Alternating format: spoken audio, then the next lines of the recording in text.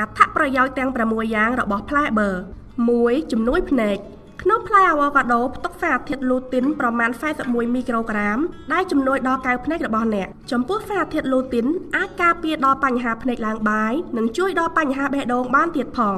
2. កាត់បន្ថយជំងឺគាំងបេះដូងចំពោះផ្លែអាវ៉ូកាដូផ្ទុកជាតិ folate ដែលមានប្រយោជន៍ចំពោះអ្នកដែលមានផ្ទៃពោះមិនតែប៉ុណ្ណោះក៏ជួយការពារបញ្ហាជំងឺគាំងបេះដូងនិងអាការៈដាច់សរសៃឈាមខួរក្បាលបានដែរ 3. ល្អចំពោះសរសៃសក់ប្រសិនបើអ្នកមានបញ្ហាសក់ស្ងួតឬបែកចុងផ្លែអាវ៉ូកាដូអាចជួយអ្នកបានពីព្រោះវាសម្បូរវីតាមីន B, បេតាការ៉ូទីន វីតាមីន C និងវីតាមីន E ដែលអាចធ្វើឲ្យសក់របស់អ្នកមានពន្លឺភ្លឺចាំងចៃនិងស្អាតដូចធម្មតាវិញ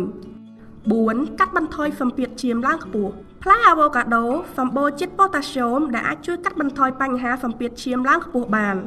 ដូច្នេះអ្វីដែលប្រសើរអ្នកគួរតែបរិភោគផ្លែអាវ៉ូកាដូឲ្យបានជាប្រចាំដើម្បីជួយដល់សុខភាពរបស់អ្នក 5. ជាសះស្បើយមុខរបួស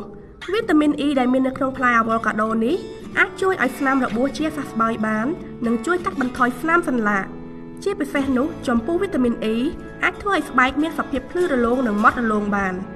6. កាត់បន្ថយជាតិកូឡេស្តេរ៉ុលក្នុងរាងកាយប្រសិនបើអ្នកចង់គ្រប់គ្រងជាតិកូឡេស្តេរ៉ុលនៅក្នុងខ្លួនរបស់អ្នកគួរតែបរិភោគផ្លែអាវ៉ូកាដូជារៀងរាល់ថ្ងៃដើម្បីសុខភាពរបស់អ្នក